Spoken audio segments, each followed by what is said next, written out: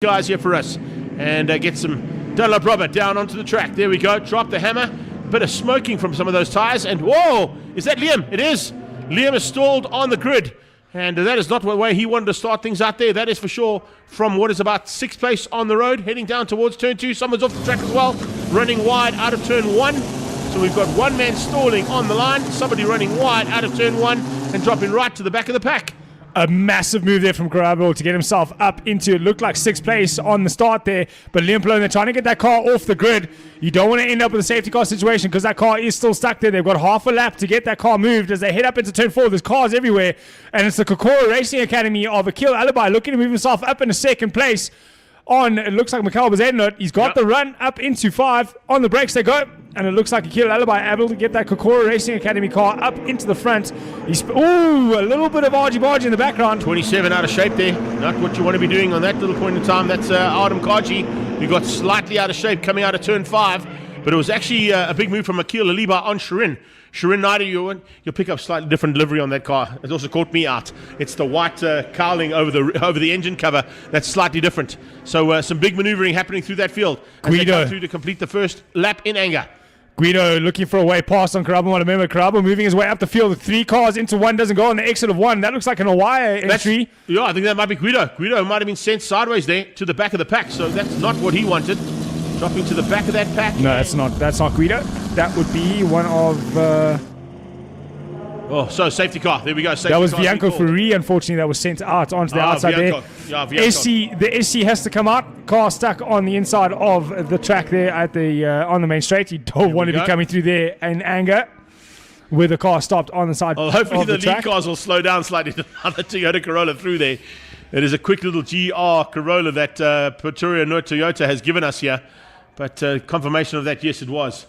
So the 9.5 car there stuck on the grid, stalling literally at the start. So that was a big, big problem there.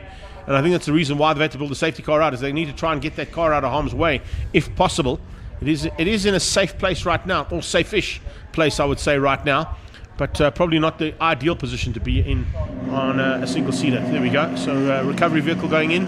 Quickly to get Liam's car out of the way. It should be out there quite quickly. It's just a short run down the pit lane. Pull him across, yeah.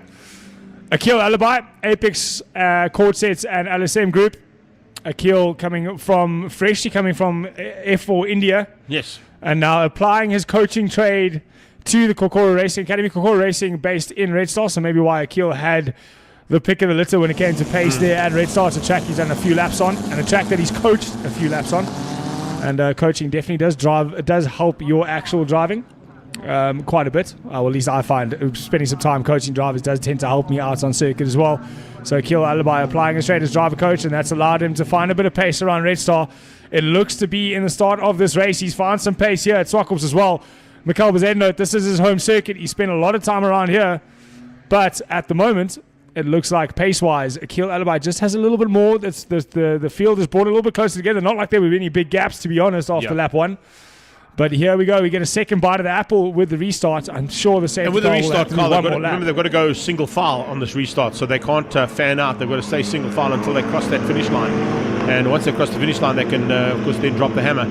But it just means that, in fact, are they going to bring them right to a complete stop here by the looks of things? I think that's just because we saw the safety car out in the middle of the field. It might just be stopping to pick them up again. I think they're going to bring them right. Yeah, there we go. He's going to pick them up again. Yeah, he's going to pick them up again. So on the restart, they do single file, but they've now caught the back end of the safety car, and it will roll to keep Mikel Bezuidenhout, Aqil Alibhai, Shirin Naidu, Ken Swartz, Karabo Malemela, Guido, Troy Dolinchek, of course, stepping into the injured Nzalo Cause's car after he broke his thumb yesterday afternoon in one of the practices. So unfortunately, we wish him a speedy recovery. And Nzalo, if you're watching, all the best from us here and the live stream team.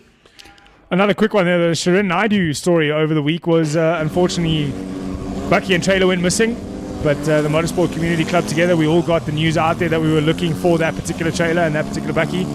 And I think it was recovered a day or two later. I do love the fact that there were so many stories about where that Bucky and trailer ended up, because once it was in Mozambique, then it went to Botswana, and then eventually it was found just in a little location just down the road. So I think whoever did the hijacking wanted the Bucky that was towing the trailer more than anything else. More than the race car, and didn't realize what was in the trailer.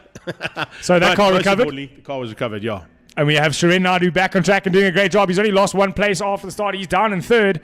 The drivers are quite aggressively warming tires, so I'm expecting to see those lights on that safety car go out at the end of this lap. We'll have 7 laps of, well, this will be 7 laps to go, so when they cross the line, there'll be 6 laps of racing. A quick sprint race for the MSA4s. This is where the youngsters come out of karting into single-seaters. This is their first step into single-seaters in South African motorsports. We've got a lot of young karters that have made their way through into this field, and in fact, every single one of these names I recognize from my time in South African karting. And this is where they come to learn the trade of main circuit. Mikel Bezuidenhout, one of the more experienced MSA4 drivers. He is currently leading the pack, but we know how much pace Aqil Alibhai has. And we know how feisty Shirin Naidu can be, so don't expect this to be a boring race start. Ken Swart also looking pretty happy there in 4th place. Looking quite racy as well as Ken Swart's in 4th place with Karabo right on his tail. Looks like we're good to go. Yeah, safety car is out of the way. And Mikel Bezuidenhout was backing them up, trying to catch them out on a launch there.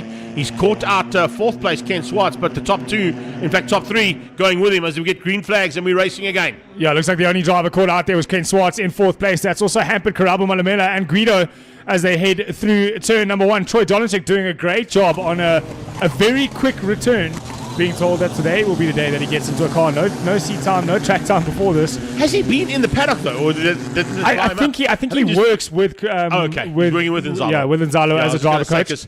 Otherwise, it would have been a quick overnight flight from Cape Town to get him here in time.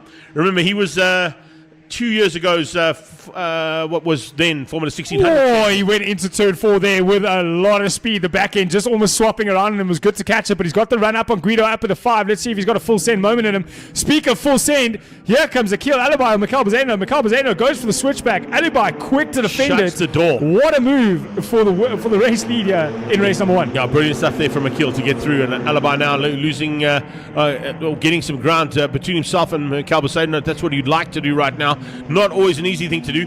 How evenly matched do you want these first 5 cars to be? Watch this across the line. There is literally, I think, half a second between the first 5.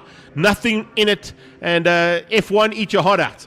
Aqil Alibhai, though, he's just made the pass. He's already pulled 2 or 3 car lengths on Mikel Bezuidenhout. Oh, big step from Karabo. He licked that stamp. Danny Rick, who are you? But Karabo Malemela absolutely sending it down the inside into turn number 2. Yeah, there was a massive move there. It was kind of expected, but Ken Swart saw it coming. I think he gave him a little bit of room. Remember, they are teammates in the other category they race in the BMW M Performance Racing Series on the regional side of this championship. But no love lost at the moment. He's not letting it go around the outside. Side by side, up the hill towards AMG. Here we go. And change up. There we go. Troy Dolanchik has got through, and Guido's dropped down 1 position, but Karabo holds the inside line.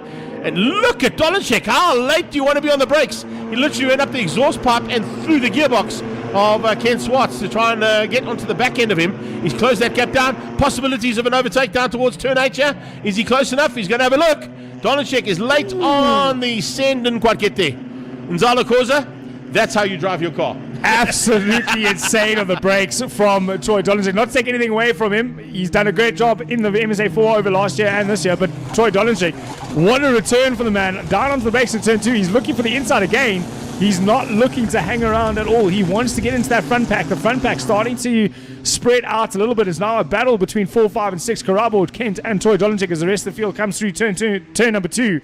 But Aqil Alibhai starting to stretch his legs and just showing the value of this class. He spent time in a F4 in India. He's come to South Africa, and with that experience, he's able to eke out a bit of a gap over the rest of the MSA4 field at the moment. So it bodes well for the drivers using this to cut their teeth and get some experience before they go over to their own FIA Formula 4 or Formula 3 journeys. The Formula 3 and Formula 4 journeys, of course, are pretty much starting to open up for South African drivers with a win coming out of young Garth Jared Wawerski yesterday and this morning. So big changes up in single-seater racing and the way people are looking at South African drivers. Again, there is certainly some big teams looking at what we're doing here at MSA4. This is the reason why MSA4 has been brought into the Extreme Festival, and the change up in terms of the setup, it's on a very similar vein and a similar setup to what the Formula 4 category run. The cars look the same, they feel the same, maybe not have the same kind of power, but at least it is as you said, a stepping stone for young drivers to make their way into international tracks in the future and possibly pursue their single-seater careers. Yeah, South Africa making the choice to go with a chrome moly tubular chassis to keep the cost down. They stepped away from the carbon fiber, but it doesn't take away from the handling of the car and take away the feeling of the car. It's allowing these young drivers, as Troy Dolenchik looks for a way down the inside. Ken Swart wise to it. He goes deep to the inside and he covers it off. Troy late on the brakes, runs himself wide, and that gives Guido the position back. Guido, one of the drivers from Namibia who spent a bit of time last year in the FIA Champions of the Future Academy karting wise and did very well with a few podiums in that there, but now he's made the step in the main circuit and doing a good job to get himself past the mistake of Troy Dolenchik. Maybe a little rusty there from Troy. Brake pedals former South African champion in single seaters. He got the opportunity of winning that championship and then went on to continue his studies before he came back into a race seat. But by the time he got back into the race seats, he also looked at the option that my fellow commentator has gone in terms of training and coaching young drivers, and with that, of course, has been working hand in hand with Nzala Khoza to try and get him up to pace and the kind of pace that you can see that is required to run at MSA4 level. And even a former South African single-seater champion is finding it a little bit more difficult to get to the front end. He's sitting down in what is now 7th place on the track with a field of really seasoned campaigners and, of course, some serious experienced driving happening at the front end as well in single-seaters from our top 3. Well, let's take nothing away from him, though. He's just kind of stepped into the car, no experience, no testing, and he's able to keep himself up with the front group. This front group is incredibly quick, led out at the moment by Aqil Alibhai from Apex Quartets and LSM Group. He's doing 103.8 at the moment, 104 deads for the rest of them, but a 3.6 for Shirin Naidu as they cross the line to start the final lap. Aqil Alibhai got a lot of breathing room, doesn't even have to think about defending on this final lap, but Mikel Bezuidenhout looks like he's going to be under pressure soon from Shirin Naidu. As I say that, down the inside through turn 2 goes Shirin Naidu. And I think he's going to make it stick if he can hold that inside line, and he's got enough on the brakes for turn 4. Remember, it's just a roll-off. It's not really a braking point for these cars. They just come off the loud pedal for a bit of comfort and then back on the loud pedal through there. I don't think any of them came off the loud pedal. Definitely not the Huawei car of Bezuidenhout. Bezuidenhout keeping it buried around the outside so that he's got a chance of squeezing around the outside into turn 5, and it worked perfectly. Exactly what he needed to do. Carry the corner speed through 4, keep it up to 5, and go defensive into 6. Malemela on the charge. He comes around the outside, looking for a way through on Shirin. Could steal 3rd place away from Shirin right here. They get real close, almost locking wheels as they came through turn 7. Awesome stuff here from Aqil Alibhai. Take nothing away from the victory, but have a look in the background as that second pack comes across the line. Oh, so close. Is it going to be Karabo, Mikel Bezuidenhout, and then Karabo? Karabo's hung on to keep Shirin. So squeezing through there in the closing stages, Malemela steals 3rd place away. Somebody go and get the police and get hold of Karabo Malemela right now. That's not how you do things, Bruce. What the hell? The last corner, and he dives up there and steals that 3rd place away from Shirin. The level of bravery from those two drivers. They went through 7 and 8, well, 6 and 7 side by side, wheel touching down into turn number 8. Neither of them willing to get out of the loud pedal. Great driving from the two of them. Just